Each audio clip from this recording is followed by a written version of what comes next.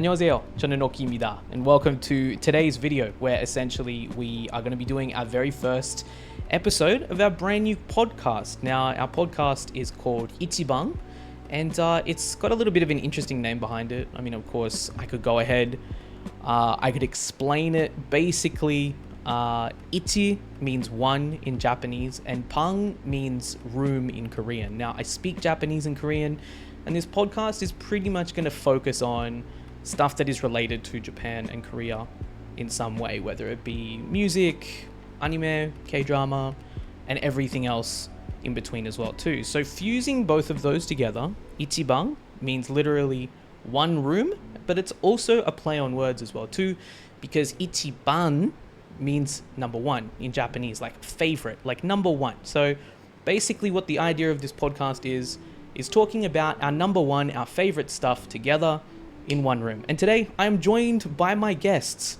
chat. So say hi, chat.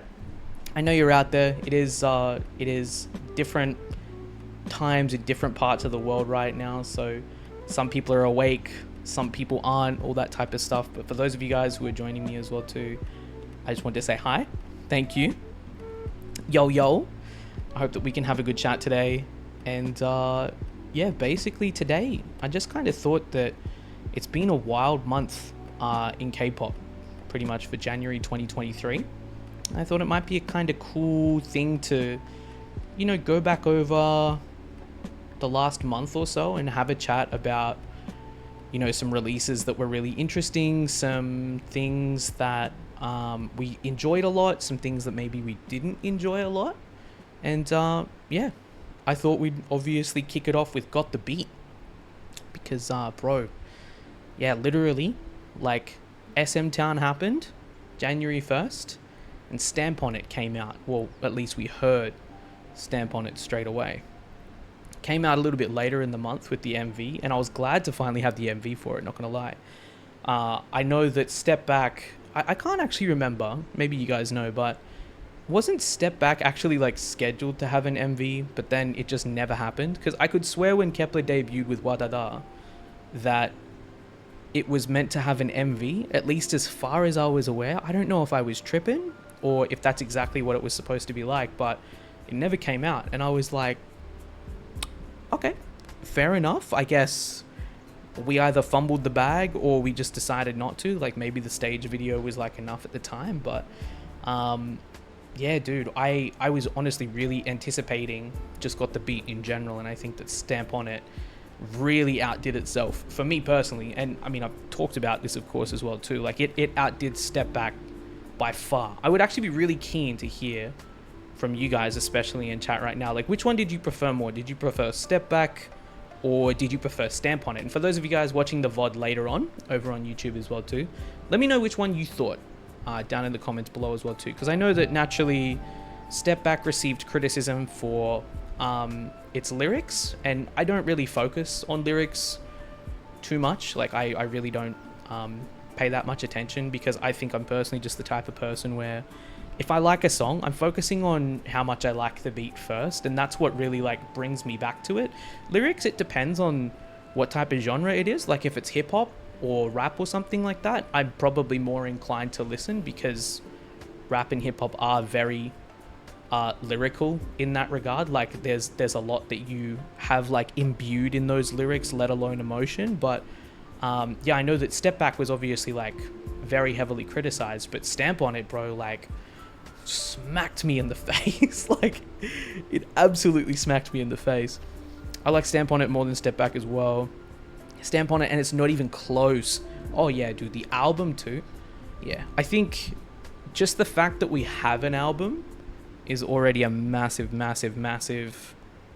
positive for at least this comeback as opposed to Step Back, purely just because, like, honestly, every single one of those B-sides indeed goes very hard. I remember when we first listened to the album, there was only really one song that I didn't vibe that much at first, and that was Goddess Level. I remember Rose as well too, I wasn't too sure about, but like, honestly, Alter Ego, Rose, Outlaw, Mala, like, they absolutely smack. And then Goddess Level, it took me like a day.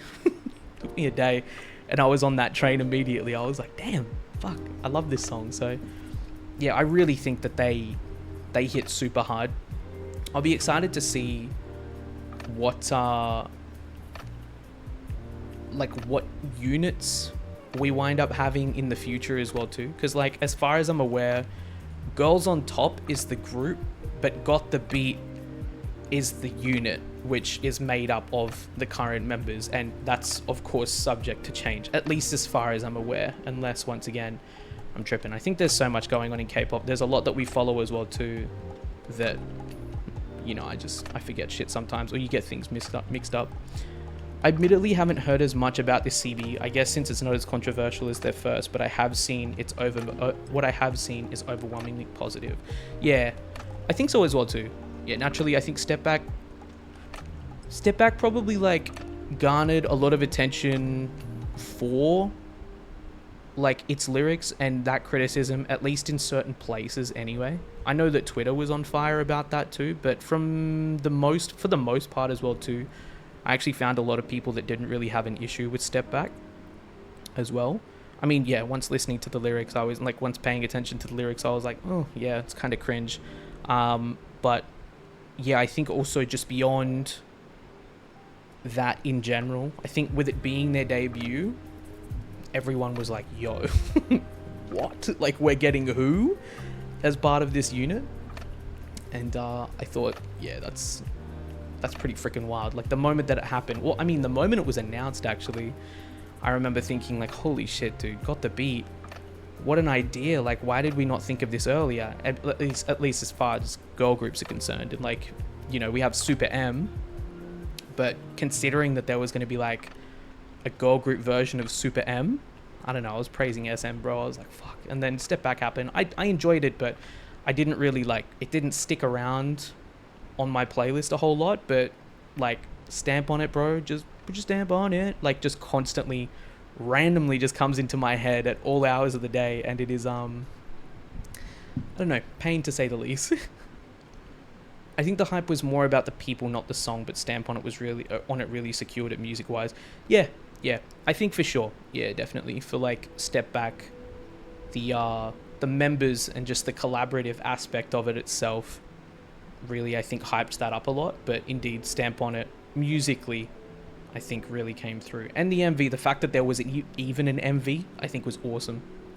It's absolutely awesome. But yeah, dude, Got the Beat started this year off, and I was like, damn, okay, well, we've got an interesting start to January, and I think that we'd had a couple of releases scheduled and scaled. I think at that point, I think the only ones that we really knew about going towards the end of December was that NewJeans was going to be dropping, that Loona, Lord, we will talk about that, and also that Monsta X was going to be dropping. So yeah, NewJeans with their single, Monsta X with their mini album, and then Loona apparently, allegedly, with their mini album Threesome, which of course didn't happen, thankfully.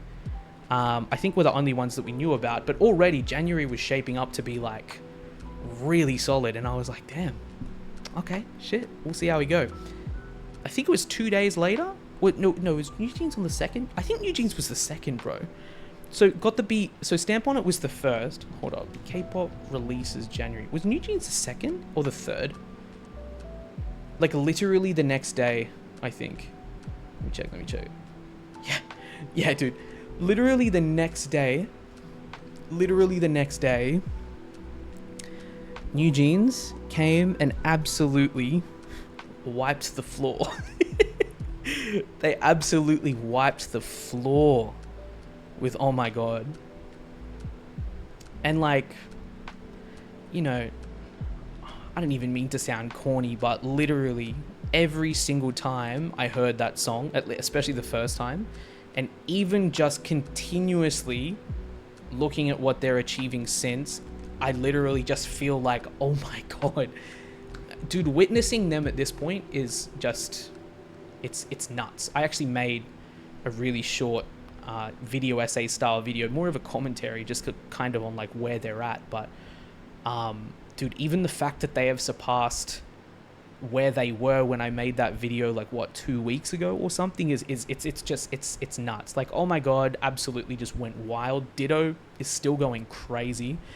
I think they're on something like 500 perfect all kills now, like with Ditto or something like that. I mean, so much to the point that Ditto is kind of like, this is, I follow a lot of different like charts accounts and whatnot, but like, I don't really know how many packs Dynamite has, but I heard recently that like if they keep going, then we're going to start looking at like, you know, Ditto reaching Dynamite levels and stuff. And I'm like, do you know how insane that is? Like, considering that Dynamite was literally COVID's anthem. You're 6'10". Like, Dynamite was literally COVID's anthem. Like, that was 2020's anthem. It was played everywhere. You could not escape that song. Considering that, and this is with all due respect to BTS as well, by the way, it's definitely not even a comparison, because we're not even talking about the same thing, but like, considering that we've got a girl group, let alone a 4th gen girl group that's not even a year old, that already has a song that is just that popular, that chart wise they just do not move. It's crazy.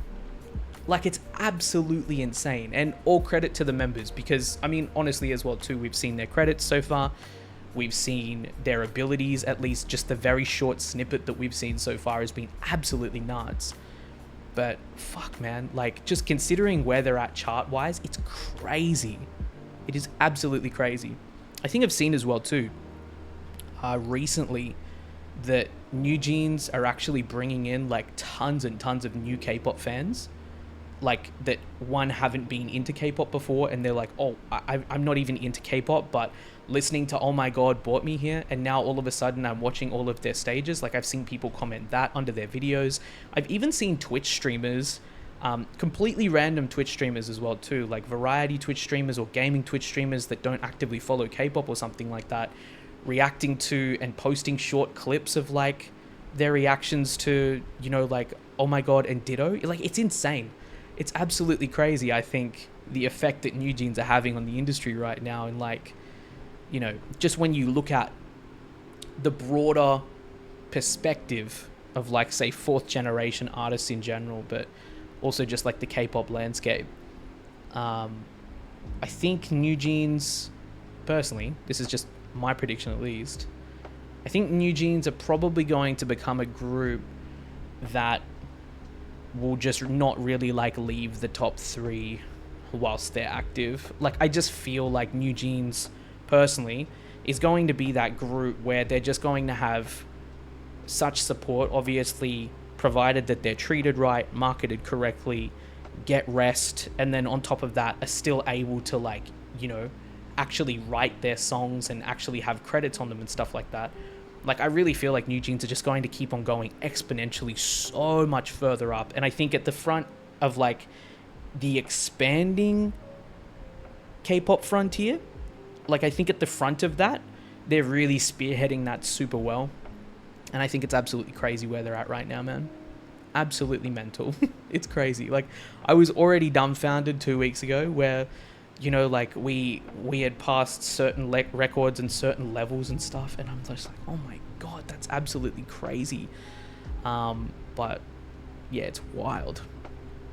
The only bad thing I've heard about NewJeans is their producer's ego. Yeah, look, I've heard tons and tons of different stuff about, you know, just obviously the company. I mean, Cookie happened, and that was a big mistake. It was a big fumble on the company's part, and there was already stuff out there as well too about, you know, just like, you know, the CEO and all of that type of stuff as well too. I think there's like very different, like, competing and conflicting theories, different schools of thought that are popular on different platforms especially as well too. But I mean, if I'm just focusing specifically on the girls and what they've done and what they bring to the group talent wise and have contributed, I think that they're absolutely amazing. Obviously, I hope that management changes for the better to make sure that they're actively able to support them in every way, shape and form, and also not put them in situations where they're subject to unnecessary criticisms. Like, if there's situations that can be avoided, then obviously it is 100% desirable that that is the case, that those situations are indeed avoided or at least thought about before they even happen. But yeah, just where NewJeans are right now, I think that they are just absolutely going fucking crazy.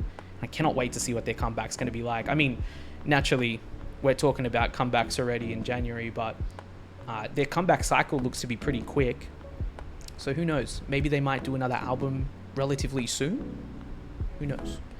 I mean, I think the day that we get a full NewJeans album is that's gonna be wild. Like, that will definitely be a day that I'm really looking forward to. But so far, with the exception really of Cookie at this point, I think that everything that they have released hits. I think it's gone absolutely insane, and I cannot wait to see what they come out with as well too. So NewJeans got the beat straight into NewJeans was wild. But yeah, look, one thing we haven't talked about on this channel yet, purely just because naturally we didn't really have the chance to, rather, is Loona. I'm interested to see their approach for sure. We didn't get to chat about Loona, bro. Loona, I feel really bad for them. I'm not, honestly, personally, I'm not going to support any future activities, if there even are. Like, if BBC really have just a head on their shoulders, there won't be, but I'm not going to support any future activities that Loona members have under BBC, because obviously, as we've seen through, you know, certain documents, certain statements as well too, even by the members, that, you know, they aren't getting paid. They're not being compensated for their efforts. They work so incredibly hard too. Like, dude, you look at everything that they have had to do, even just pre-debut, and they have been worked to the absolute bone. They have done so much and not had, you know, the opportunity to even be compensated for that. I mean, realistically as well too, even within K-pop, like, more people I feel deserve to know and of course appreciate Loona than the amount that currently do as well too. So I mean, they're not even necessarily being like appropriately compensated in terms of, like, you know, just the love that they should be receiving as well too. But thankfully, Loona's Threesome album didn't go ahead, and that was largely due to, and well, when I say largely, I mean literally all down to the boycott that happened, that Orbits did, which I think was absolutely amazing. It was crazy, actually. I had my own thoughts about, well, I have my own thoughts about boycotts in general. It depends on what the situation is, who it's for, whether or not it necessarily harms who it is that you're trying to protect as well too. I feel like, you know, some people organize certain events or, you know, boycotts and all of that type of stuff without kind of like really thinking out the details and who it is that could potentially wind up being hurt in the process, or who could wind up as collateral damage. But I think honestly here, considering at least what we knew as well too, the way that Orbits actually wound up boycotting this album, the way that there was literally no sales practically, compared to what a normal comeback would look like for that album as well too. And also considering the fact that amongst all of this, and especially straight after BBC had kicked Chu out of Loona, like, exactly, we had no choice indeed. Like, considering all of that, like, considering the fact that BBC were even willing to put an album out amongst all of that, was insane. But, like, indeed, the boycott was absolutely necessary, because under that, I think the moment that people found out that they weren't getting paid, that's the main thing. Like, at least for me as well too, like, you know, it's one thing because, especially like, at least as far as the boycott was concerned, I don't think that Chu's side of the story was really out at that point. But like, when I'd found out that they just were not being compensated at all, immediately I was like, bro, even if they come back, I'm not reacting to this. I'm not going to talk about it. I'm not even going to talk about it. Like, because it's not, they don't deserve the attention. Like, BBC don't deserve the attention. Of course, naturally now, at least anyway, I'm going to talk about it because we haven't. And some of you guys were even DMing me at the point where they were supposed to come back, and even a week before, and asking me to talk about it and talk about my stance and whatnot. I think along with the, resounding majority, like pretty much like the overwhelming majority, my stance is that I don't support a company that doesn't even pay their artists, especially not considering what Loona has been through as well too. And indeed, right, I think that's another thing that we can like delve into as well too, Renima, right? Like the payment thing, I think to begin with was what really got me, but then as you read further and you talk about the fact that there's not even like they all have completely different contractual terms, and that also on top of that, it was structured in a way that was to always constantly give the girls the shittest end of the stick. That's essentially like the nail in the coffin, Like you have the coffin lid being opened, me stepping in, the nail in it was finding out the structure of those contracts indeed.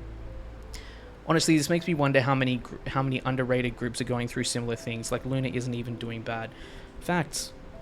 I mean, realistically actually as well too, Loona's situation, even though it's not necessarily replicated with, at least visibly, with other groups, Loona's situation and just the idea of company mistreatment, like the idea of company mistreatment, even in the forms of overworking, kind of takes me to like a sidetrack, which is like just the overworking of idols in general, and I guess like the greed of the K-pop industry to a certain extent as well too. Because I mean, one thing that we've constantly been noticing as well, especially this last year, has been just like, look at the amount of idols that have either left the industry or have gone on hiatus for health reasons. I've talked about this tons as well too, actually. I've talked about it in like rants at the end of reactions and whatnot, both over on YouTube and on Patreon as well too. I think TNX's Che Junhyuk is like the newest, the most recent example of it. And I think it's like a double-edged sword, right? Because it's double-sided. There's two sides to it. Because one, I'm really glad that idols are allowed to go on hiatus, right? I'm really happy that there's mechanisms in place now. There's systems in place for idols to acknowledge, hey, I'm really tired, I'm burnt out, or I can't do this at this point, so I need time off. And they can step away from their activities without having to be like, completely dropped by the group, or worse yet, being worked or threatened to the point where they will be kicked out of the group or something like that if they don't, right? Like, I'm glad that, of course, they have those mechanisms in place now. Mostly. There's some companies that don't do like that. And indeed, there's certainly a ton behind closed doors, right? The thing is, though, is it really kind of like makes me wonder, why is it now that we're suddenly seeing, at least over the last year anyway, we're seeing so many idols actually having to take that option and having to look at that option though? Like, the work rate is kind of crazy of some of these artists. A BAP, facts, yeah, right? Like, the work rate is insane. Like, yes, they have the mechanisms to turn to, but the amount that are actually having to pull out, essentially, like, that flag, to pull out that white flag and wave it and say, yo, I'm fucking tired, let me rest, I think is kind of insane.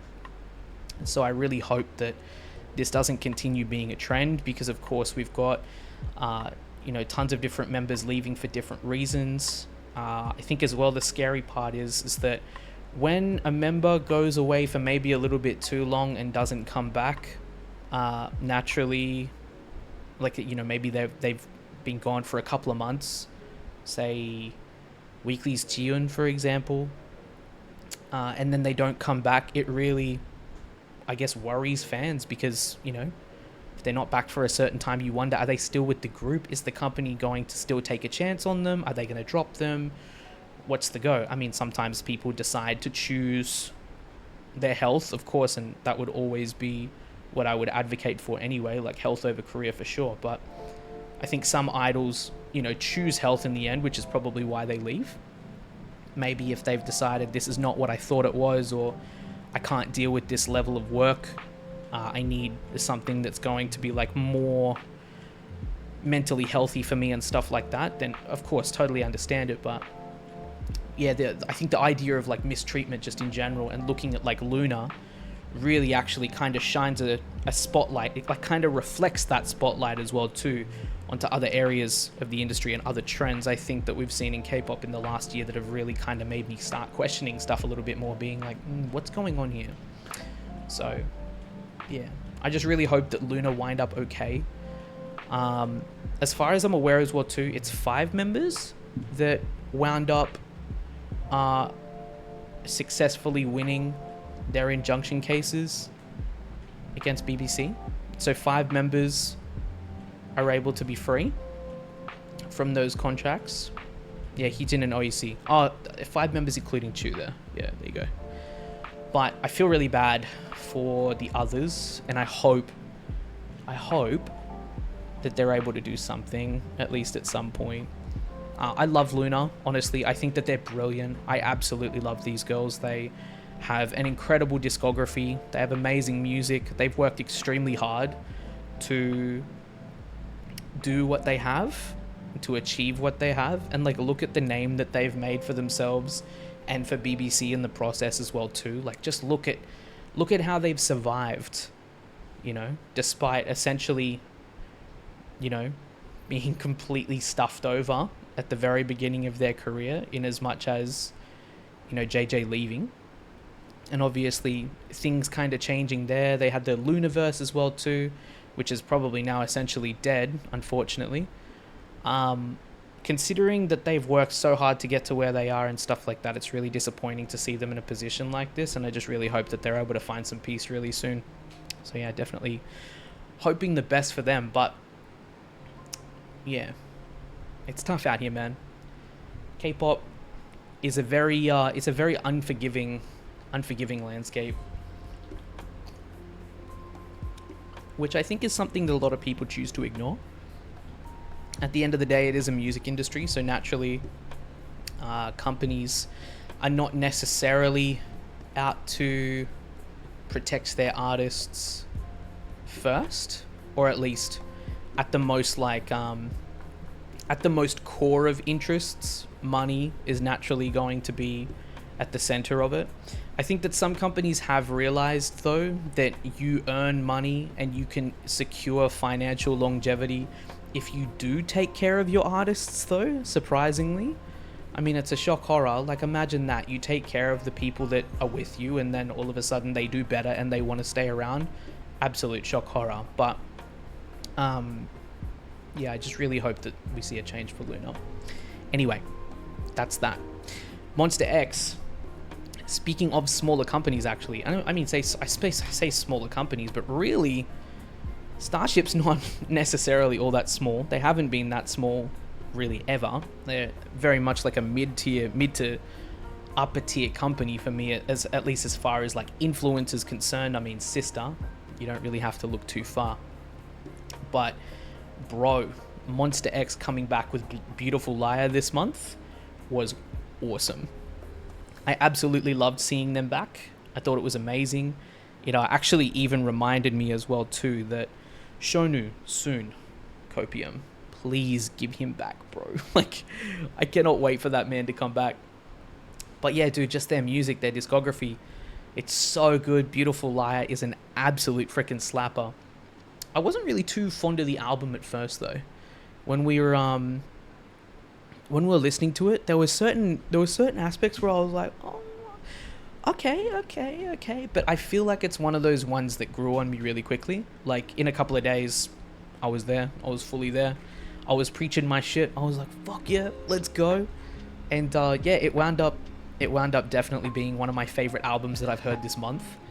The content that we've received so far for that as well has been awesome. The Pixid episode that they released as well too with Pixid was freaking awesome. I thought it was absolutely hilarious. If you don't follow Monsta X and you're even remotely curious about them, or you want to know about them or their personalities, or want to know what's the big deal with Monsta X, go and watch that Pixid episode. It is absolutely fucking hilarious. It is absolutely hilarious to see them literally just in their natural habitat. The way that they all bitch with each other is absolutely fucking just amazing. It is premium vibes in every aspect.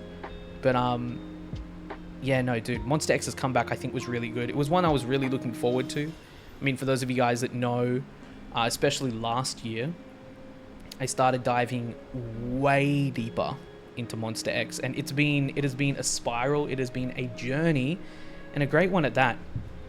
I've really enjoyed every single second that I've spent with Monsta X so far enough as well that now I can say that I'm proudly a Monbebe and have been for quite some time now. But yeah, I was really looking forward to this because Shape of Love wound up being one of my favorite albums last year. I absolutely loved that, man. Burning Up, one of my favorite B-sides last year for sure. It was like in my top 20, even considering when it was released, like considering how early in the year it was released. But yeah, dude, they just snap. They don't know how to do anything except for snap. They never miss, and I honestly don't think that they ever will. But yeah, dude, Monsta X absolutely going crazy. Like we're talking about with anyway, like Starship, bro. Starship going wild lately these days too. Like, you know, I can't wait to see what a comeback from them is going to look like. I think that that's going to be amazing. I think when we get a mini album for IVE, it's over. I think that's when it's over. Like, the moment that we get a mini album for IVE, let alone a full album is really kind of like reaching too far for me right now because I can't see it at this point. But yeah, Starship is rising. The resurgence is strong. It is real. But yeah, I think like Starship and Cube, I would kind of like put in the same kind of bracket. I think both of them have absolutely incredible talent scouts. Companies historically largely, I mean, it's not like they don't necessarily have clean records. Then again, really, which company does? Let's be real. But yeah, like I'd kind of put Starship and like Cube in the same kind of bracket, but I really think that like nowadays, man, Starship is pulling ahead like a lot. And I think that if we're talking about like mid to upper tier companies that are like starting to, you know, inch by inch work their way further up and, you know, like approach, they're not going to crack the big four, but like approaching just that group. Like, let's say the big four is like out here, like Starship's like back here, I think kind of by themselves right now. And I think that it's really cool to see where they're going as well. Cube ... all I'll say. Indeed, Cube just tends to shoot themselves in their own foot. Yeah, it's practically their motto at this point. But come on, bro, B2B Ungwang, we need you, new CEO, please get off the board and become the CEO. Yeah, no, dude, Starship I think have amazing groups, and last year especially we saw a lot of that actually. Have just absolutely steamrolled the K-pop industry, honestly. And once again, if we're talking about top groups, I really think that IVE are going to be right up the top there with NewJeans as well too. I think really it's going to be a lot. We're talking like Baby Monsta. I have no doubt that they're going to be huge. They're a new YG girl group. They're going to go absolutely crazy, and so far their members look really talented. You've got NewJeans. I don't even need to say anything. Whatever. aespa, naturally, regardless of whether you like them or not, aespa are an SM girl group, and also they got that popularity too. Like they're always, I think, going to be up there regardless of whether people like them or not. Le Sserafim, bro, basically, yeah, we're just looking at your big four groups plus IVE, really, I think at this point. I mean, maybe some other groups might make it up there as well too. Island group as well too. Yeah, that's going to be a hype group though, right? Right? Yeah. Yes. Don't worry. Tripping. But yeah, we got that. Maybe Stacy as well too, if Stacy are able to gain some traction again as well too. They slowed down a little bit, but obviously they picked right back up. I think they will. Idol as well too. Yes, of course. I think Yeah, dude, Idol, fuck, I could talk a lot about Idol at this point. Lord, oh my god, I am in love with them, bro. I think Idol are brilliant. You look at their comeback last year, and I say comeback, not even talking about releases, but like you talk about their resurgence. Ooh, like they just absolutely exploded, and it is going to be awesome to see what they continue doing there. Of course, just for the sake of name dropping, ITZY, naturally always going to be up there, and we're just talking about girl groups, by the way. And NMIXX. NMIXX, I think, are only going to grow stronger too. Unfortunately, with the departure of Jinni, that was really sad. I was cut up about that, actually, man. I think there were a lot of leavings that happened last year and stuff like that that didn't feel very good, but Jinni suddenly leaving definitely did not feel good. She was the bias, and she'd worked so hard to be where she was, so, I mean, naturally, there's always going to be speculation on why she left. JYP's never going to tell us, because they don't with their artists, but, oof, that hurt. But yeah.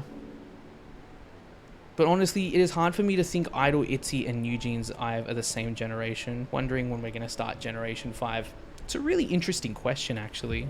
Or it's an interesting point to bring up, for sure. I mean, generations, thankfully for me, I don't mind too much about. I remember when aespa came back with Savage. I was even starting to kind of reach then. I think I talked about it a bit in Discord and even sometimes on streams. I'd even said, I think aespa is like almost 5th generation, you could call it. Like you look at their sound and it's mental. Yeah, not sure it's quite there yet though. I think it's quite there. It's probably like a 4.5 period that we're in right now, like where the lines are a little bit more blurred. But oh lord. Yeah, man, like it's nuts. Absolutely nuts to kind of like look at where idols and artists are right now. But I think indeed just the fact that we've got so many different sounds, that's the crazy part. I think that's kind of starting to confuse people with generations for sure. Yeah, I think most people, and I mean also on top of that as well too, there's no set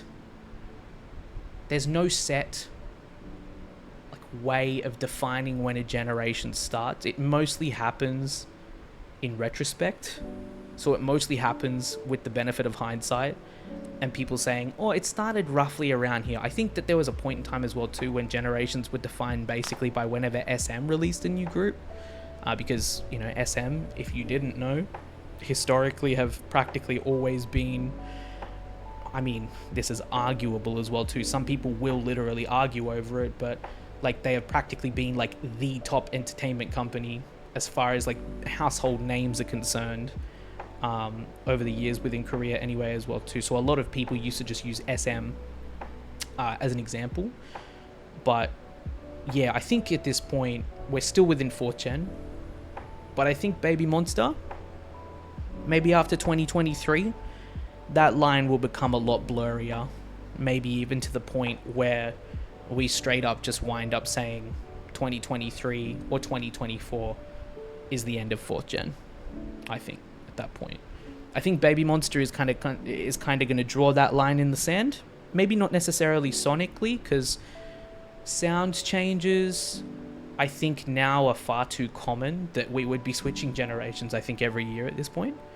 But yeah, I reckon we're still there, not yet to touch 5th, but we're getting there. I think numerically as well too, like the numbers that we're pulling as well are kind of starting to indicate that perhaps we're going that way too. But yeah, I'm also wondering if these generations are going to be disconnected for BGs via GGs. That's a really interesting one actually too. Because yeah, we're moving at different rates now, right? We're moving at different rates.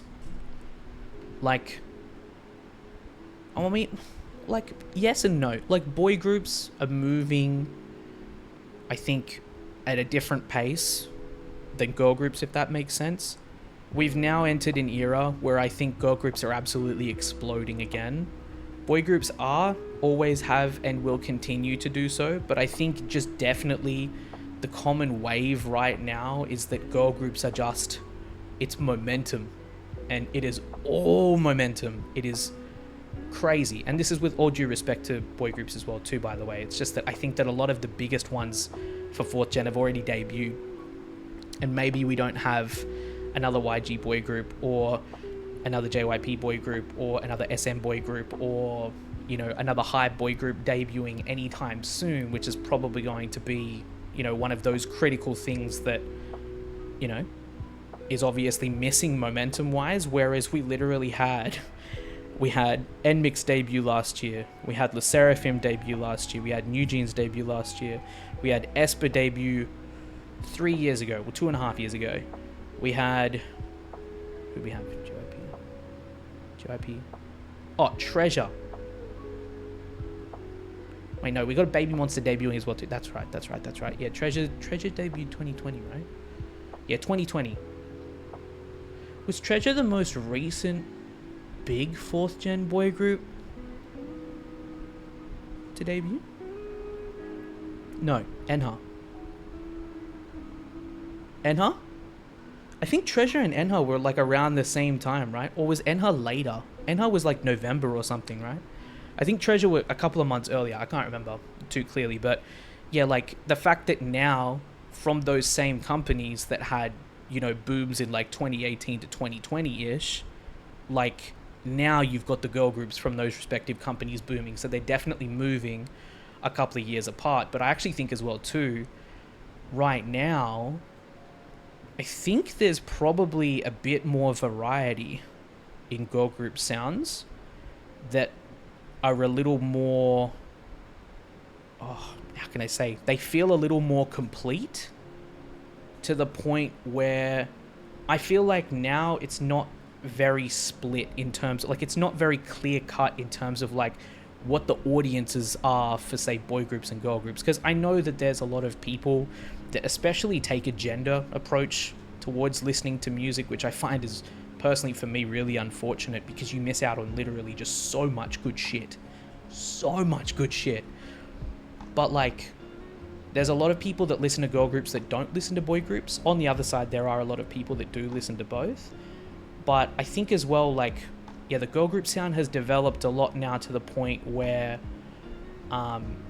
sometimes it can kind of go both ways. It's very fluid, you know? I feel like that there's just a lot more elements that are a little bit more exciting about girl group sounds at the moment. Boy groups, and I think, you know, this naturally is like on a case-by-case basis. I think like your average boy group release conceptually doesn't necessarily have as much room to breathe, depending on like who the groups are. And I'm not going to name any because I can't think of any off the top of my head. But that's just the general vibe, I think, that I feel. Of course, you've got exceptions to that, like, say, Stray Kids, ATEEZ, TXT, and Hypen, some of my favorite 4th generation boy groups, along with Treasure as well too, that I think have strong sounds, but strong in different ways, and also have varied sounds as well too. But yeah, I think that, yeah, girl groups at the moment are kind of like, they're operating by a different blueprint, it almost seems, if that makes sense. I'm excited for the new Loud boy group debut. Yeah, that'll be awesome. I'm just really hoping that they actually do it. Yeah. Okay, so NHYPEN were the same year, but after Treasure. Let me go back read a little bit, y'all. As of right now, I think generations might be longer because I don't think we've hit full swing for 4th yet. Oh, damn. Okay, so you think that 4th might be like big. 4th might be a big boy? Elle said, I feel like Gen 5 is starting for GGs at a faster rate than BGs. Got you. I think a wider variety of sounds is good, and if I had to guess, it's due to the greater internationalization of K-pop, for sure. I think now, especially when you look at the amount of like producers that are hopping over from overseas and stuff like that on certain different beats, it's really kind of injecting a new life into K-pop. Absolutely. I can totally agree with that. I'm loving it, honestly.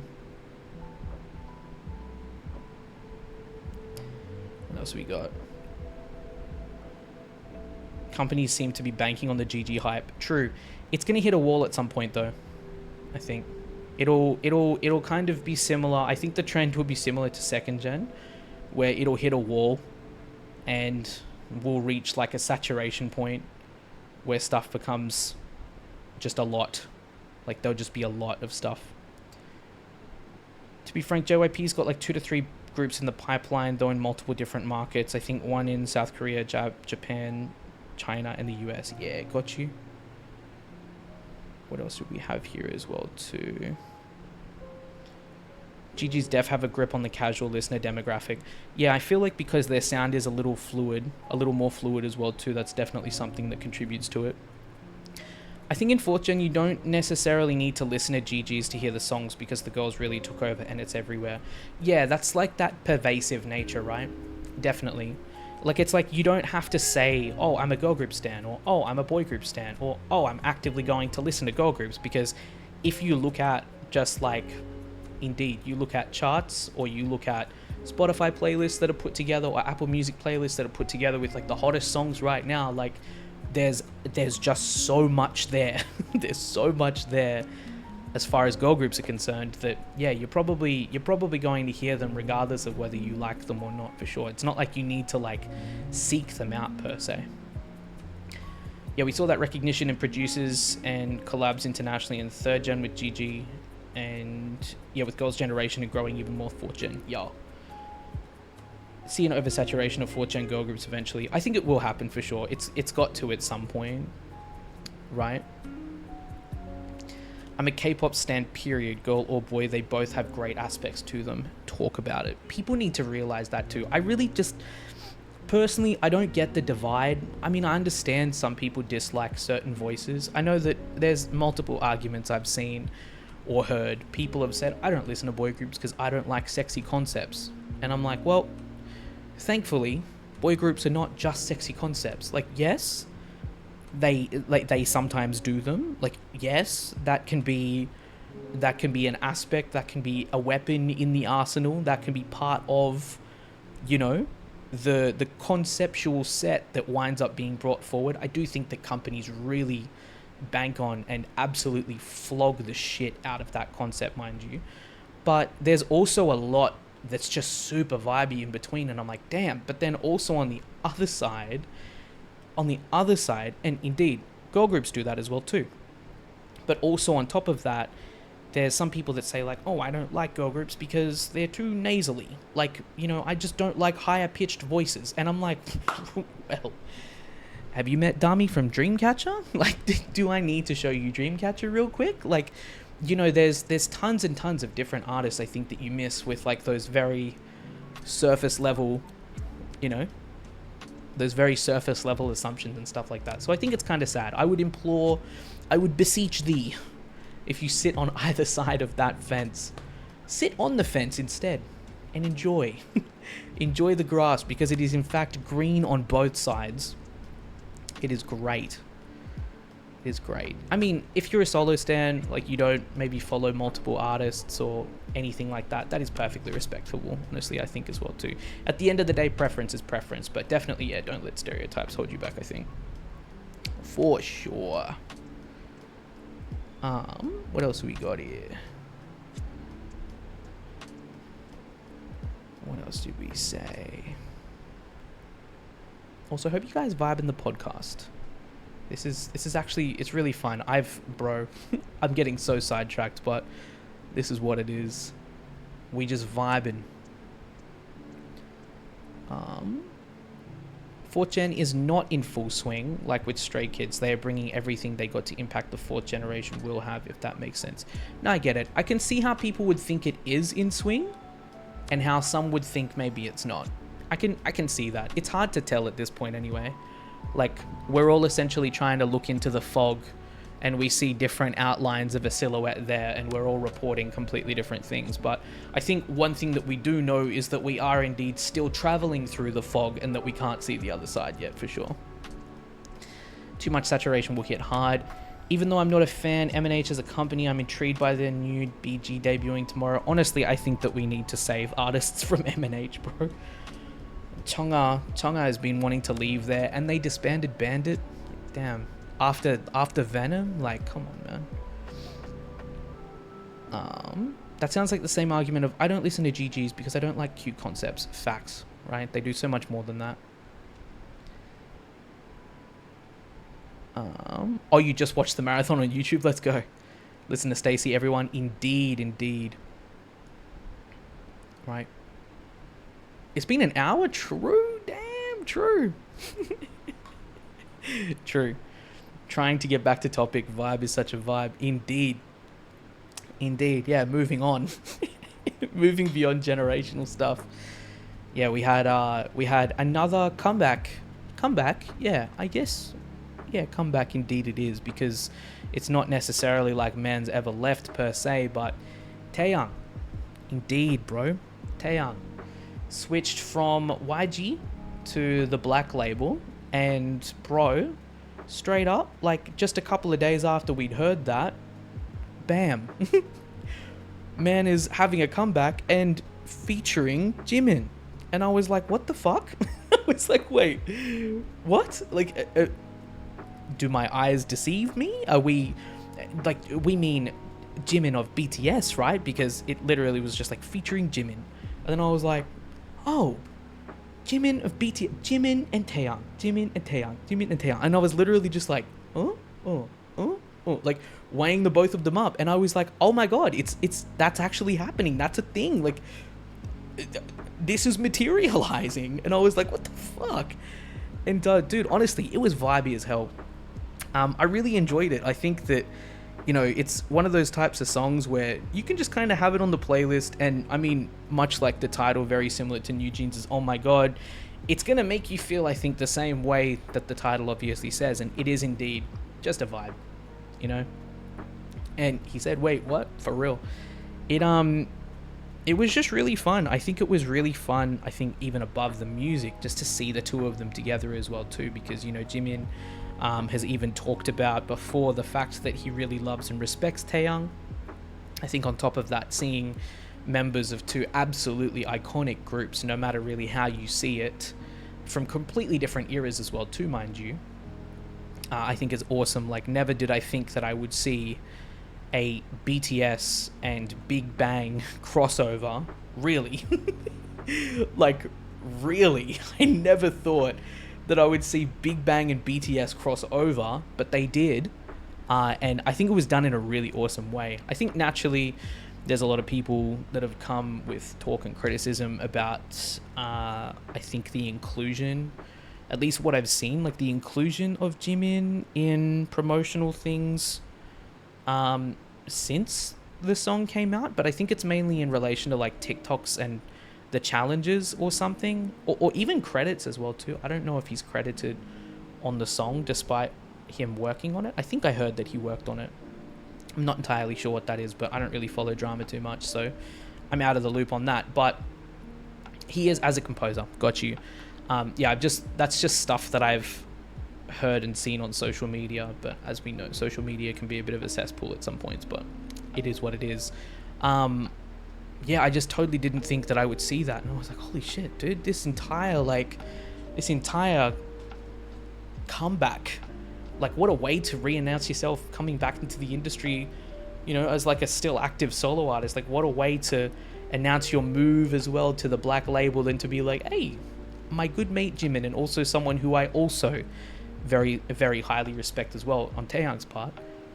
They're coming back with a song like that. Fuck yeah. And I think that they both fit it really well. I even said that I kind of thought that Jimin even sounded very similar to Taeyang too. Like, they actually sound very similar to each other in certain ways. I think just in terms of the way that they sing emotionally, but the way that they were really able to mesh their voices together in that song, I feel like was something that I really enjoyed.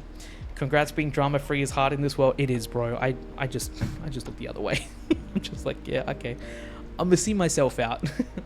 It's my time to leave, so we do that. But yeah, I think I'm really excited to actually see what both of them do from here on though, because I am curious to see what Taeyang's going to be doing at the black label just in general, like whether he's going to have more opportunities at this point to make more music.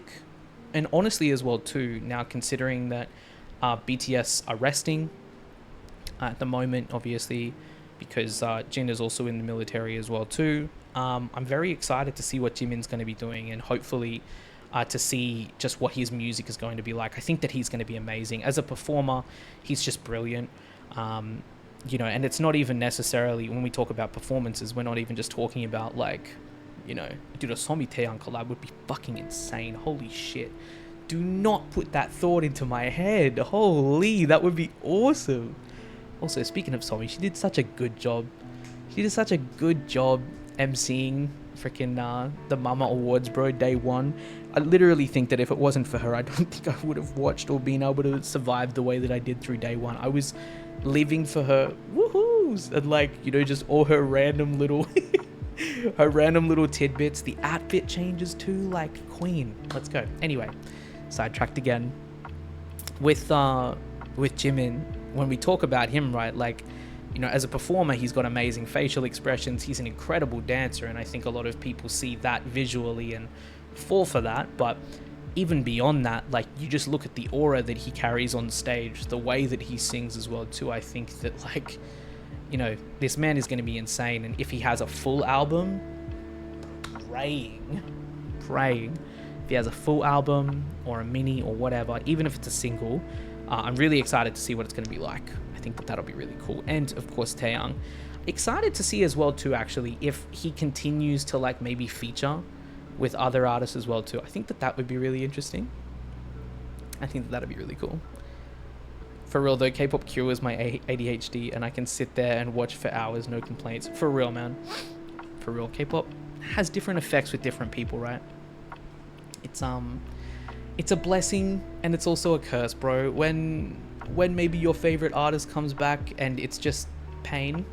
It's just a painful comeback. TXT, I'm looking at you. Yeah, sometimes I curse K-pop. I curse the industry, and I'm like, God damn it. Why is this impacting me the way that it is? I'm also looking at TXT. Yeah, man. It's great, but yeah, it indeed inflicts so much pain in so many different ways.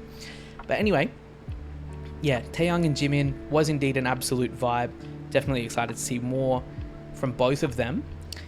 This month as well too, it was actually Dreamcatcher's 6th anniversary, which was awesome. I could swear to God, I remember tweeting for their 5th anniversary way less than a year ago. I can vividly remember.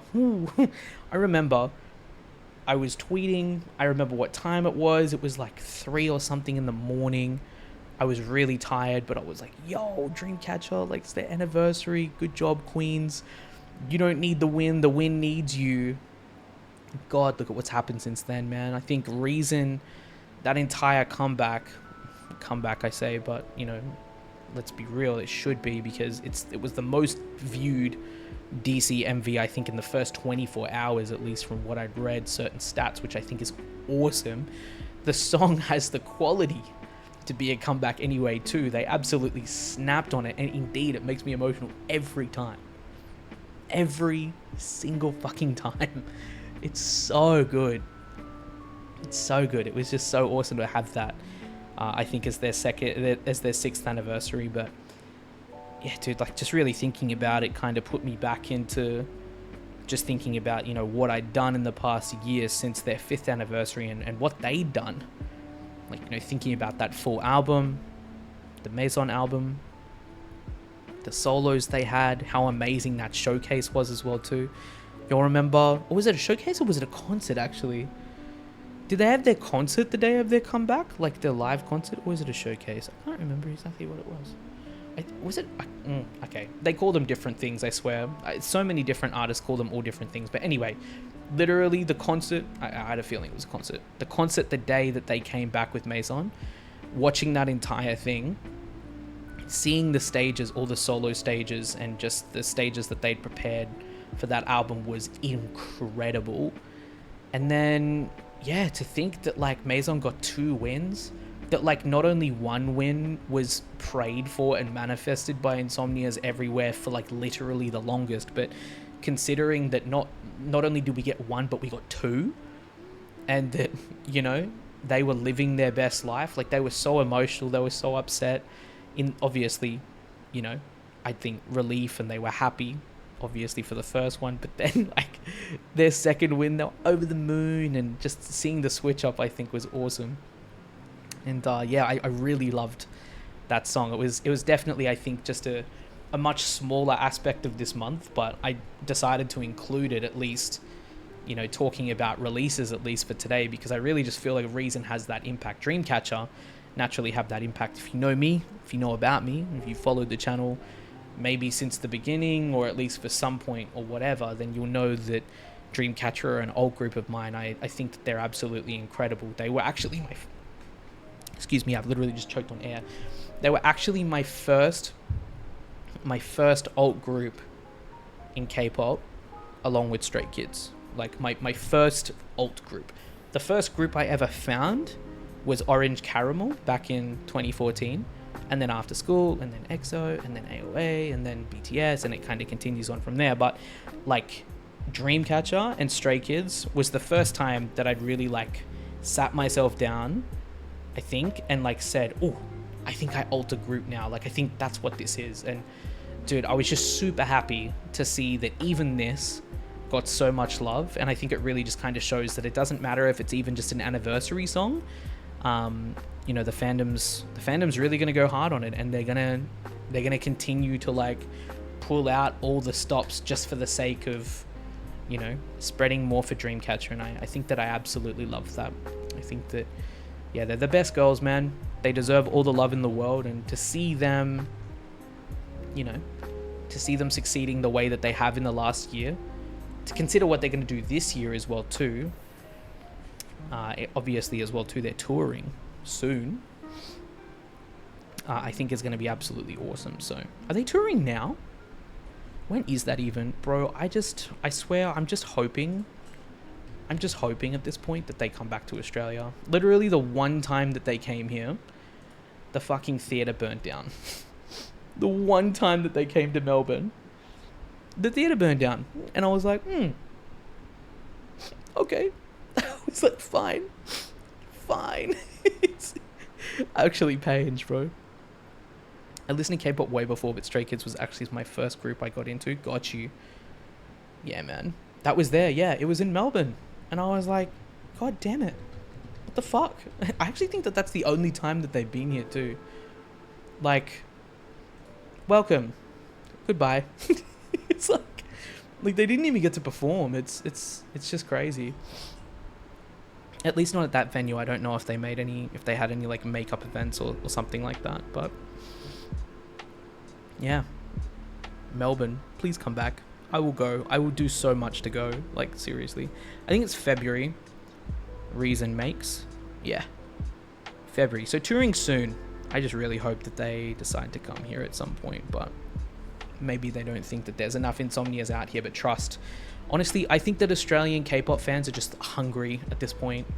Like, it doesn't matter what group comes out. If one comes out, I think that even if people don't necessarily, like, alt them, if people just kind of have heard their music before and it's convenient, like it's in their city, I honestly think people would go. Like, it's at this point, bro. It's at this point that people would go. Like, we're just hungry, bro. We got nothing. We're starved, parched. Quench us, please. Like, bring them back. Bro, NewJeans surely got to come back to Australia, right? NMIXX got to come, right? Like, Lily, come on, man. Bring our Aussies home. New Zealand, where's that? Joking. 101 was the group that got me into K-pop and was/is my first old group. And that is how I got my name, Abel, from their 101. Oh, got you. Stray Kids is actually on tour right now. They are. And they're coming here very soon. I'm going to see them in, I think just under 3 weeks now. Fuck, that's going to be so good. I'm so excited, man. Oh, I finally get to see them, bro. My boys. It's going to be amazing. Oh my god, it was my first old group. Drop your first old groups, y'all. Drop your first old groups in the chat. I would love to hear who you guys alt, man. Or your first alt at least. Like, who captured your heart first? Only one group has been to Ireland, which was Ace, And it was before I got into them, so I didn't see them. Oh, true. Yeah, Blackpink's coming to Australia as well too in June. That's gonna be awesome. L says BTS. Ray says G-Friend. No! Oh, bro, G-Friend is so pain. BTS was my first ult and still are my top ult. Large says Girls' Generation. Jen, BTS. Brie, Blackpink. My first was the chaos and joy that is Stray Kids. Indeed. Stray Kids got my heart. Han stole my heart. Indeed, bro. Little quokka. Will, NewJeans. Wasn't your first ult Soshi? Wasn't it SNSD? I think. Also, drop your ults in the chat, y'all. For those of you guys on YouTube watching later on, I would love to hear who is the first group that got you into K-pop. Let me know. Yeah, but that's boring. Yo. How did you just say that? How did you just say that? Bruh. Now I ult Loona. Yeah. Yeah, dude, Ray, you're the biggest orbit if I've seen one, man. True. BTS as well for you as well, Tammy. Yeah. Yeah, man. It's kind of crazy to see which groups bring people into K-pop, actually. Orange Caramel is so obscure. Like, it's always an interesting story, at least I've got that, but... My first old group is Blackpink, but my other ones now are Treasure, NewJeans, and TWICE. Ah, got you. Also, when I was talking previously about groups that I did initially discover when I got in, TWICE was actually one of them eventually, because 2014 was obviously before their time, but... Yeah, TWICE and Blackpink... I was around for their debuts and was a fan of them since their debuts as well too, and I absolutely love them. Look at the heights that they've climbed to now. Fuck. It's insane. Now is B2B. Let's go, Melody. Indeed, bro. Let's go. Blackpink got me in, but Stray Kids made me love it. TXT about to hit #1 on Billboard. Bless. Yeah, they're going crazy. Back to topic. Do we even have a topic, El? Do we have a topic at this point? I'm like roughly recapping the month, and then I'm like, you know what? Tell me who was your old group, and then this story about Orange Caramel. Like, we're just talking. Yeah, dude, that's awesome. Oh, they're projected to top. I don't think we have a topic anymore. I don't really think we started with one. You think TXT are next on the list? Wrong. Next on the list, actually, is Yena with Love War. Bruh. One Piece is my ult as well. Bro, please don't talk to me about One Piece right now, man. I am so head over heels in love with this show. It is nuts. I'm dying. Yena, just wait for a second. Bro, I am head over heels in love with One Piece. It's insane. We just started Water 7 arc over on Twitch. I'll try. I'm gonna have to try and be real slick, bro. But I'm gonna try and see if I can upload. Yeah, we'll see. I'm gonna try and see if we can upload like a compilation of some of the key moments throughout certain sagas, or all of the sagas if I can, and see if I can upload them to YouTube. I might edit them the same way that we edited The Glory, but we'll see how we go. Oh man, dude, One Piece, I'm in love. Nami, she right up there, bro. Nami best girl right now, man. Luffy with the big cheese. God, I love them. Anyway, back to Yena. I'm sorry, Yena. I love you so much. Love War. Dude, this song is one I loved so much. So much. We're basically just talking about songs I love, alright? Deal with it. Deal with it. Dude, I loved Love War. I thought it was so good. I actually think it's my favorite release from her so far. By far, actually, as well, too. I think when she came out with Smiley, and then followed up with Smartphone, it was good. Smartphone was okay for me. I really enjoyed the MV when I first watched it, but it just didn't stick around for me. The B-sides, though, are a completely different story. Her B-sides are, oh, they are chef's kiss. So good, literally all the time. But, yeah, I was really kind of interested to see what... Yeah, neither. I was interested to see what, like, Love War was going to be like, because naturally the title kind of gave away a lot of a different vibe anyway. And I was thinking, like, okay, well, are we going dark? Like, we've seen, you know, we've seen what Yena's capable of. We know that she could do this type of stuff, but I did not expect, like, a darker, like, R&B / K hip-hop type beat. And obviously for, like, B.O. to slide the way that he did as well, too, I was like, oh my god, bro, like, dude. Yena sliding on hip-hop and R&B is something that the industry honestly just needs more of. We need so much more of that. So good. I absolutely loved it. Yeah, of course, the B-sides as well, too. She does nothing but snap. I honestly think that amongst soloists actually, her and RnB, especially for, like, the recently debuted female soloists, are probably, like, some of my favorites just in terms of, like, discography wise. It's so good. It's so good. Recently debuted, I'd probably say since, like, 2021. I've been watching Girls Mystery Class. Girls High School Mystery Class, whatever it's called, with Yena in it. Yeah, dude, Yena and Bibi are absolutely amazing in that. God, I could talk about Bibi too, but we won't, bro. We don't have time. I don't have the whole 24 hours to sit here, bro. I could talk about Bibi until the cows come home, man. I love her so much. Anyway, yeah, Yena was amazing. I'm really excited to see what she does next. I hope that we get another mini album at some point as well too, but she's working really hard.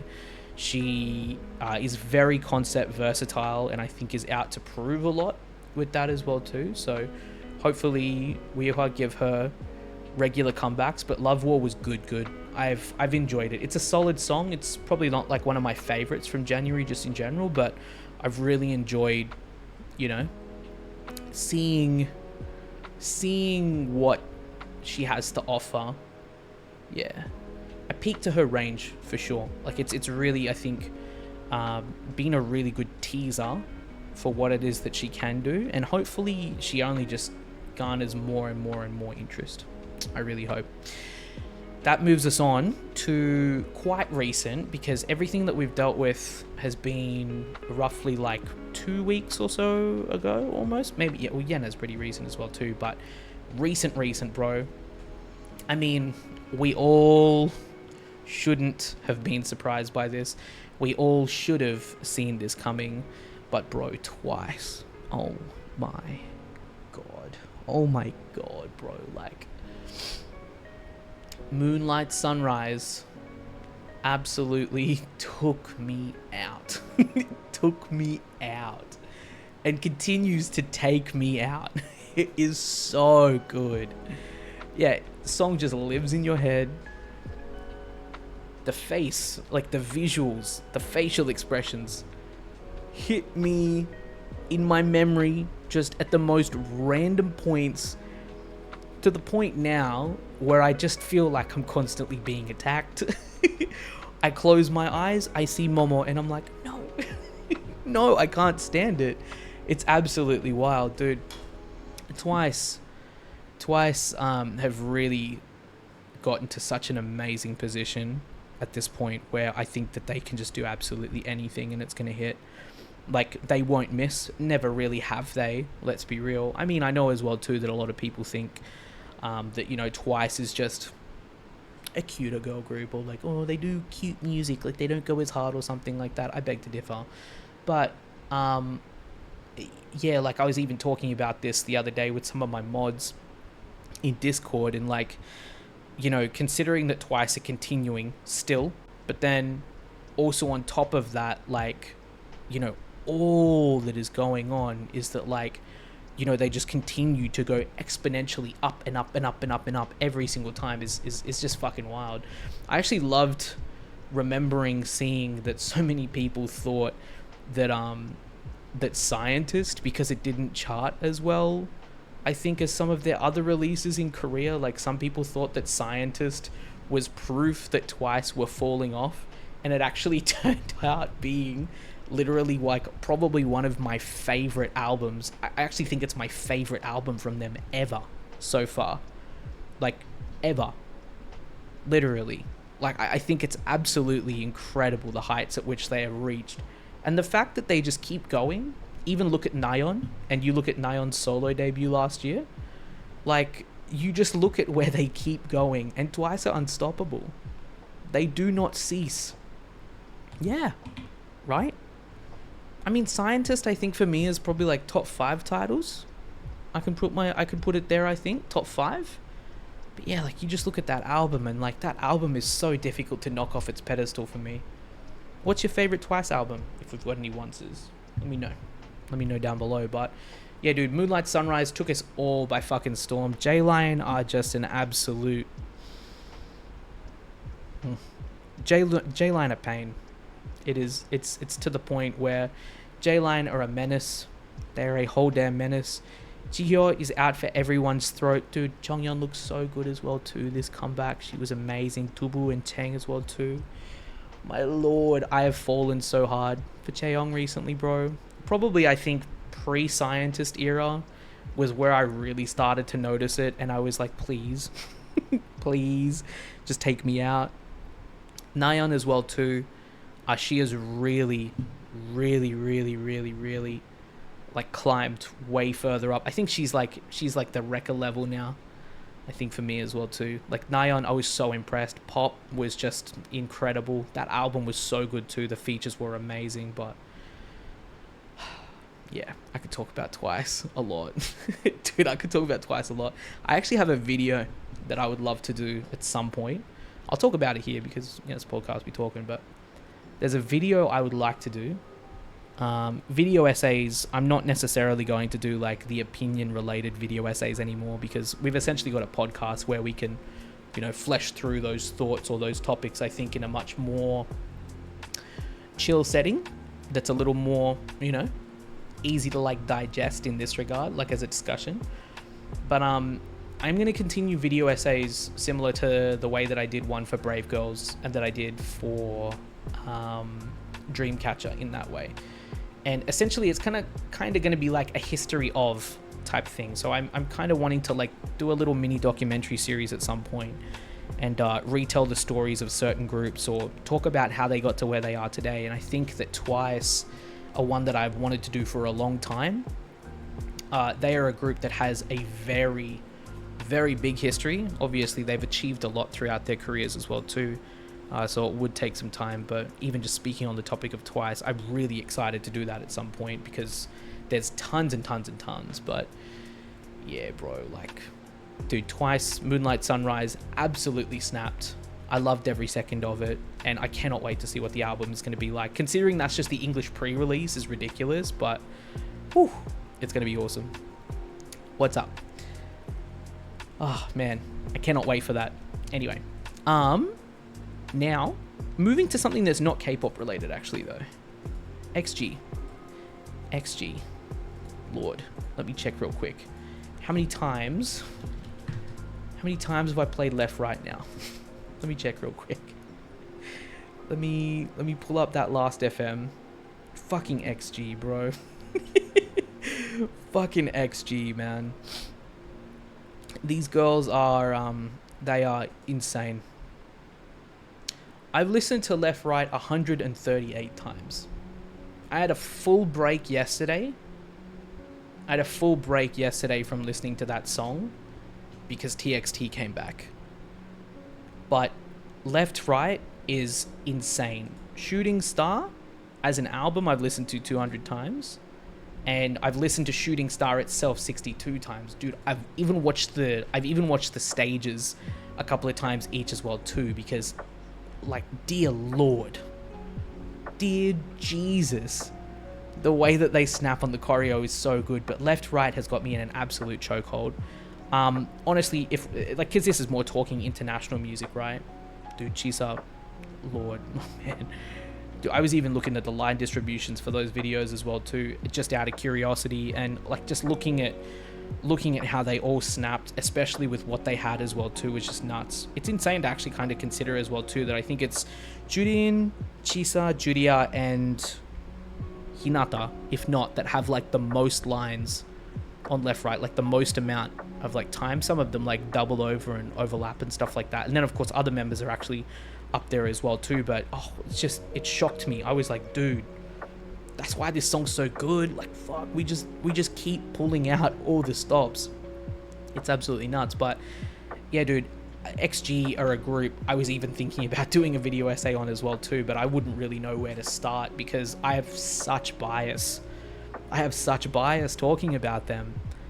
They are, I think, and I'm talking beyond K-pop. I'm talking about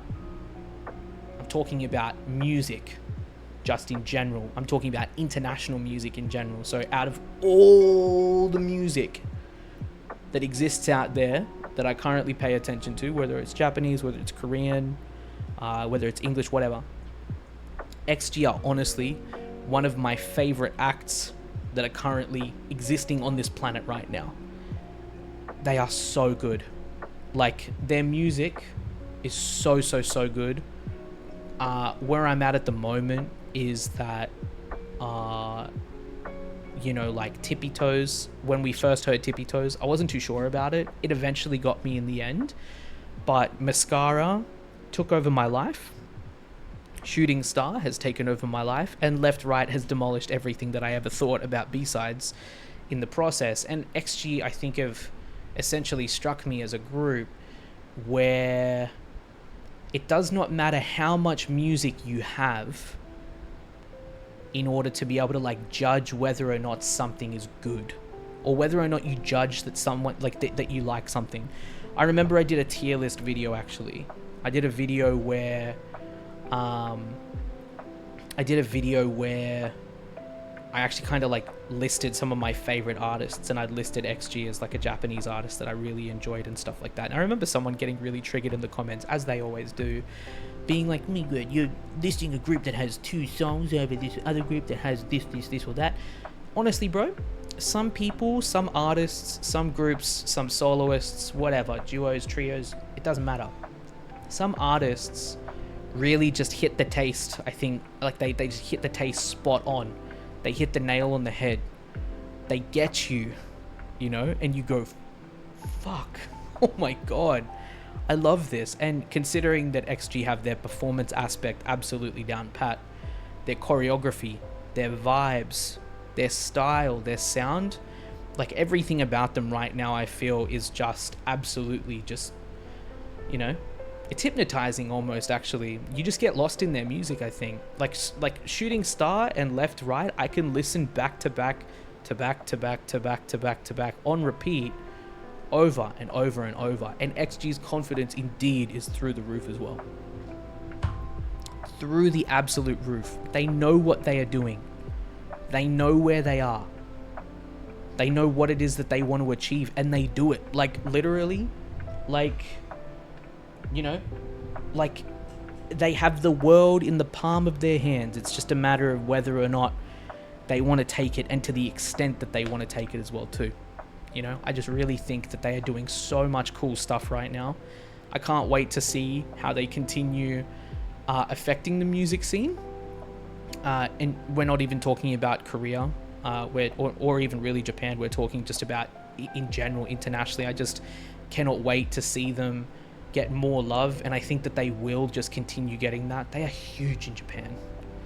And when I say huge in Japan, I don't necessarily mean in comparison to other Japanese artists, but rather instead should I say the Japanese fan base of XG is incredible in its size, and also incredible with its promotional power as well too. Like it is actually something really shocking.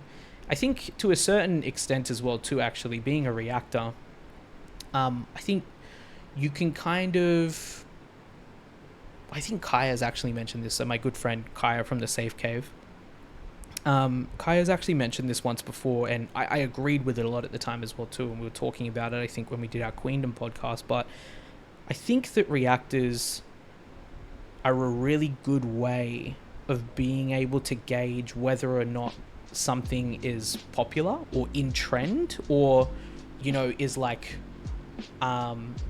whether or not something has a lot of attention surrounding it. Now, say what you will, I think a lot of people will say, look, it's because we have to do clout chasers. And it's honestly not the case necessarily with everyone. There's a lot of people that maybe are like that. More power to you, do what you want, I guess. But, I mean, let's not really act like people don't do that just in general in all aspects of life, because people do. But anyway, I digress.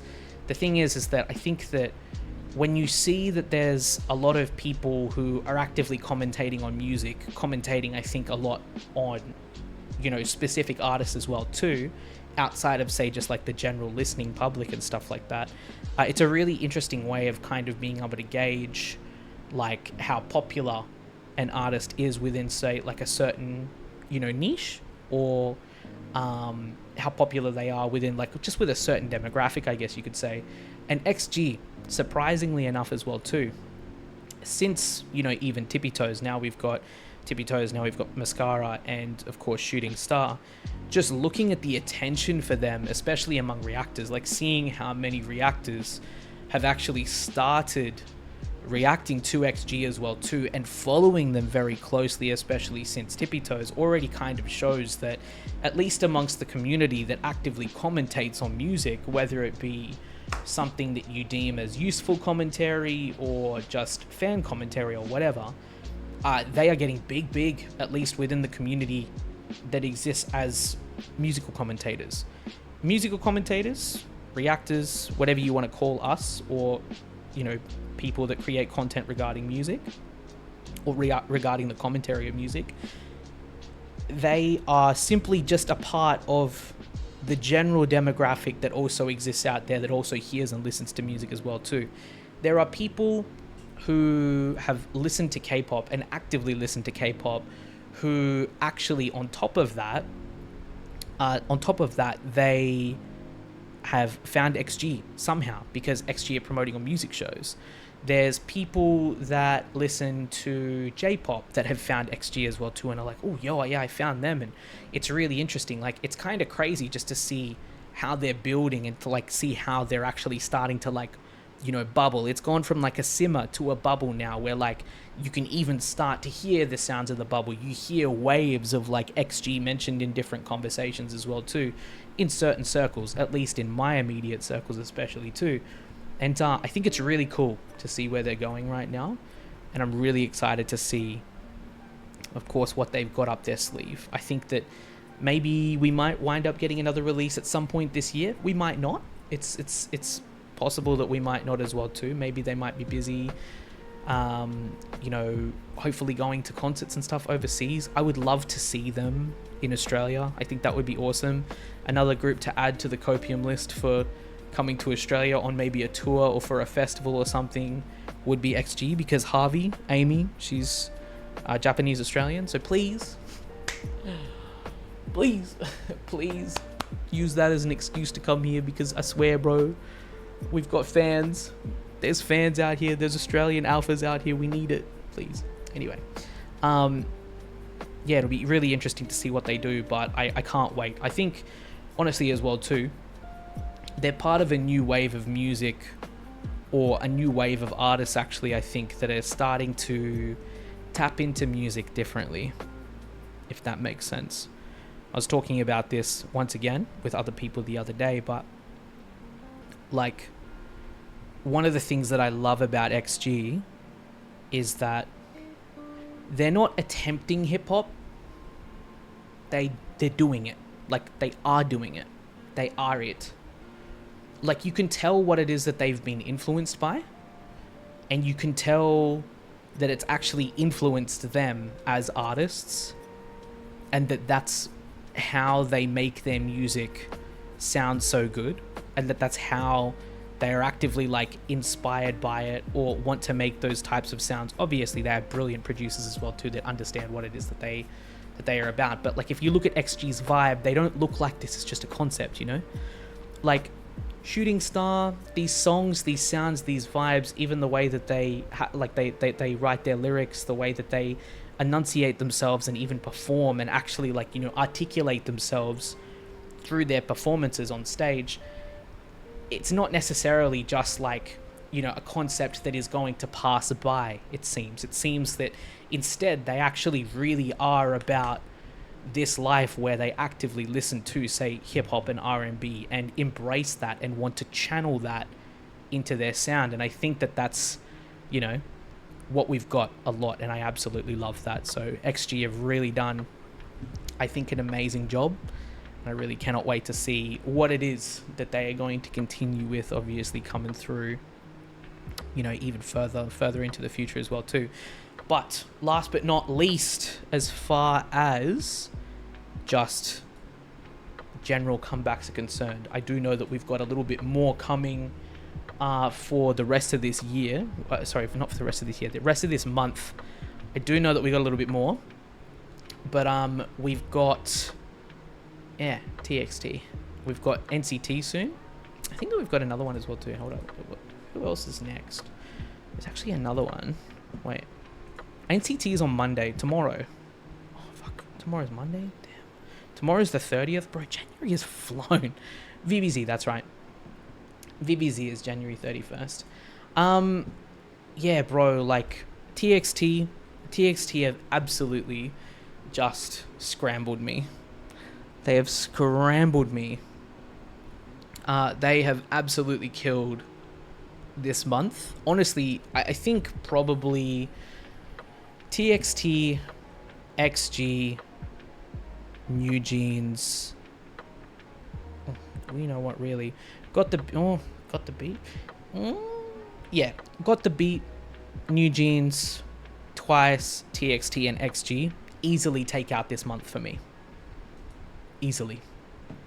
They completely take out this month for me. Like, they're my favorite releases. We've had a lot of releases this month as well too. Some I can't even talk about naturally as well too. I'm not going to apologize for that because it's just there's only so many hours in the day, right? But yeah, like it's been mental the way that this month has gone already. But TXT to come out with Sugar Rush Ride and for that to just appear and sound the way that it did was mental. I think just in general, like, dude, as a song, it's so good. The anti-drop is brilliant. It gets me every time. Like the whispering that they have in their songs as well too, I think is actually it's an aspect, I think, of their music that I think that they do extremely well, and it's definitely one that I also always look forward to. I haven't seen the stage yet because I passed out yesterday, bro. I was so tired, but oh, I'm so excited. It's going to be amazing. Every single song on this album hits. Tinnitus is my most listened to song this year so far. I've listened to it, let me have a look. It's over 200 times at this point. It's easily over 200 times at this point. Hold up, Tinnitus, where you at?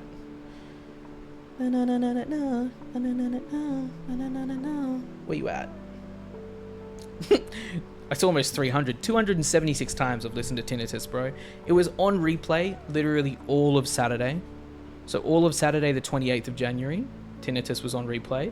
And the moment that we'd finished the album listen reaction until this point, it had just constantly been on replay. It is just brilliant. It is one of my favorite boy group B-sides I think I've heard in recent times, and that's even considering what has appeared in the last year, but I stand by that. It is amazing. Afrobeats I will always go absolutely feral for because I love just Afrobeats in general. I think two sounds that aren't K-pop or aren't of like any Western influence, so like that aren't like, say, you know, Western pop or anything like that, besides, you know, hip-hop and all of its like little subgenres as well too.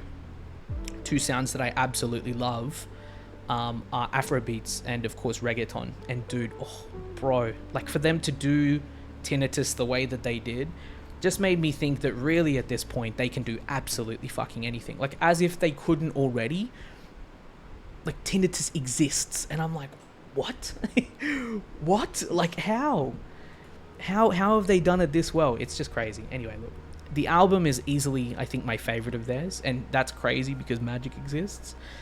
Devil by the Window, incredible song. Sugar Rush Ride is brilliant. I love the guitars in it. I think it's amazing.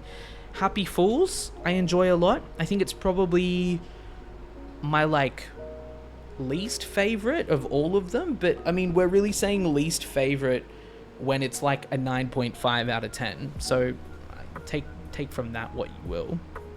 Tinnitus is incredible, and Farewell Neverland is up there as well too. I think favorite B-sides are Tinnitus and Farewell Neverland. I think Farewell Neverland is an absolute work of art. And yeah, dude, just TXT in general this month have really capped it off so well for me. I have no doubt NCT are going to come through and absolutely just smash me. We'll talk about that, of course, next month if we obviously decide to do another installment of like this monthly wrap-up and stuff. But, oh, dear Lord, they are just simply insane. They're simply insane. And they're getting so much love, as they deserve to. Yeah, their promotions will be longer. I think I heard that as well too. Like, as they deserve as well too. These boys do everything, bro. They put in so much effort. They are always out here making incredible music. They are variety and reality kings. Like, when it comes to their personalities, I am on the ground laughing, bro. Like, literally, they're amazing. But yeah, like, their music is just second to none. I actually think their discography has probably become, I think, my favorite, like one of my favorite 4th gen discographies. I'd probably say my favorite 4th gen discographies for boy groups are probably TXT and Stray Kids, like, by a long shot. It's crazy, actually. I just love them. Anyway, I think TXT are incredible. They've capped off this month amazingly. I can't wait to see how they continue to do from here as well too. But the MV took me out. The Devil said, what did he say, Yeonjun? What did the Devil say, bro? What did you say? Because man is a demon. Like, man is literally the devil incarnate. But yeah, dude, the Devil said, deal with it. Pain. It's not the name chapter, it's the pain chapter. And it's not temptation, it's hell. Because we in it. We really suffering out here, bro. It's absolute pain. I started to stand TXT since last year. No regret ever. Indeed, no truer words have been spoken. It's very interesting to see the success they're having, since it's kind of rare for a BG to do well digitally. A lot of people decided randomly that apparently boy groups don't do well digitally. I mean, even I saw people saying that, you know, like when there were chart changes, I think at some point last year or even the year before, that they were like, oh, boy groups are going to be very heavily impacted by this. But it's like, come on, bro. We up there. When we're talking about TXT, we up there. You know, it's crazy. Dude, the sound, I'm keen to listen to that as well too.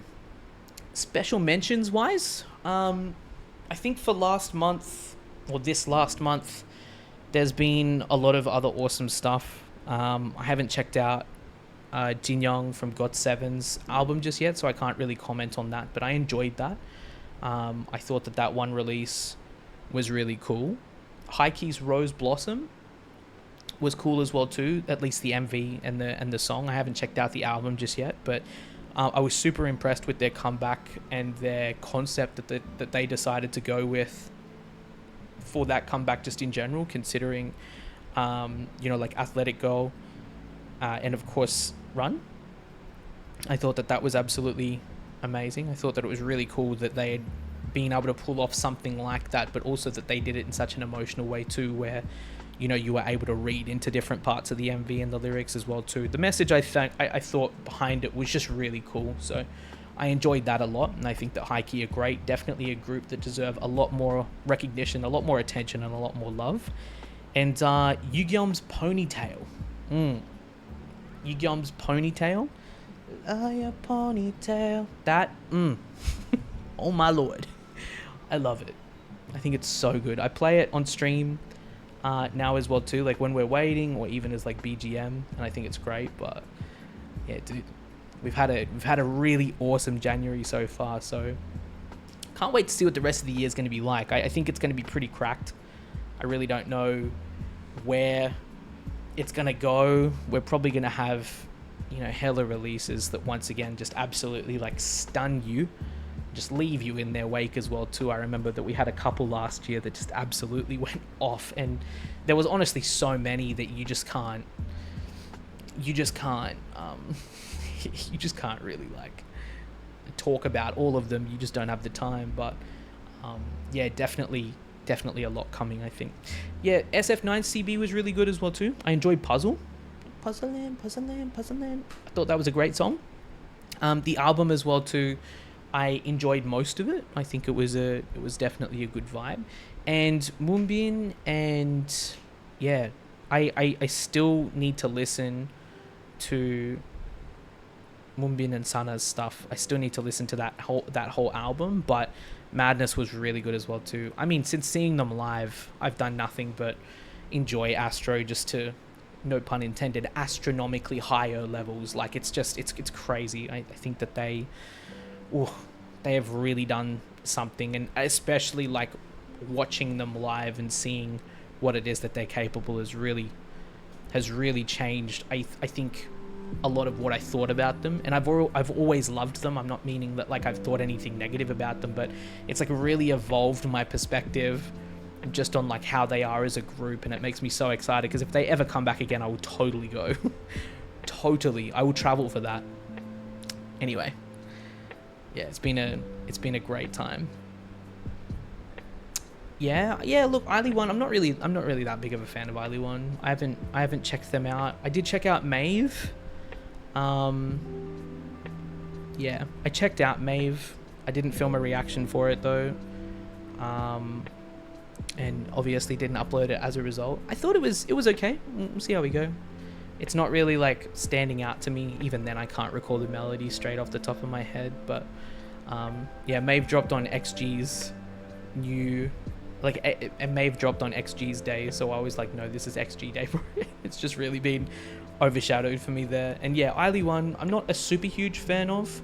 I think their debut was alright. It didn't stick around for me, and I haven't really checked them out since then, so maybe we might get back to them one day, but we'll see how we go. Signature was good. Aurora, I thought was fun. The mini album as well too was vibey. But yeah, definitely keen to see just what this year has in store for us. So yeah, I just want to say thanks for obviously tuning in. For those of you guys who have caught today's podcast, the pilot episode of Ichibang, episode 1. I really hope that you guys enjoyed it. I do know it was probably really over the place, but I enjoy just kind of not having a structure and just talking. I think just kind of going with, train of thought stuff and vibing and chatting with you guys has been really enjoyable. We talked about everything from international music to a little bit of Japanese music, mainly K-pop, and for a very short period, One Piece. But more podcasts are coming. We've got more podcast episodes coming. We'll see how we go, just in terms of what the contents of those are. Maybe sometimes they might be surrounding Japanese music a little bit more. Maybe it might be about anime and manga. Maybe it could be about everything all in one at some point, or even something specific like One Piece. Bro, I really want to do a One Piece podcast, like really bad. I don't even know how I would do it or what I would talk about per se, but I just could talk forever, I think, about One Piece, man.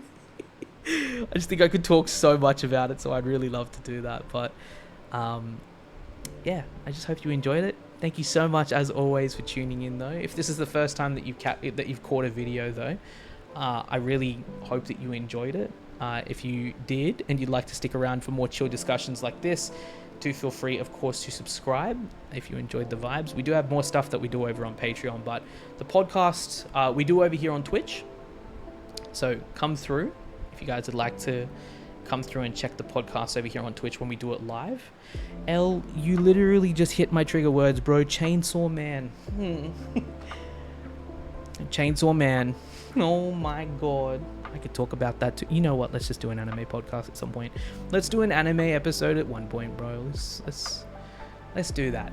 All right. Let me know if you guys would be down for that. But say bye to YouTube chat. Thank you to my guests, LKZ chat. I love and appreciate you guys as well too. I'm still going to be here after this podcast is done. For those of you guys watching as well, if you're having discourse in the comments, or if you've left any comments based on what we've talked about as well too, I really appreciate it. And until next time, take care, stay safe, and I'll see you guys in the next one. Cheers.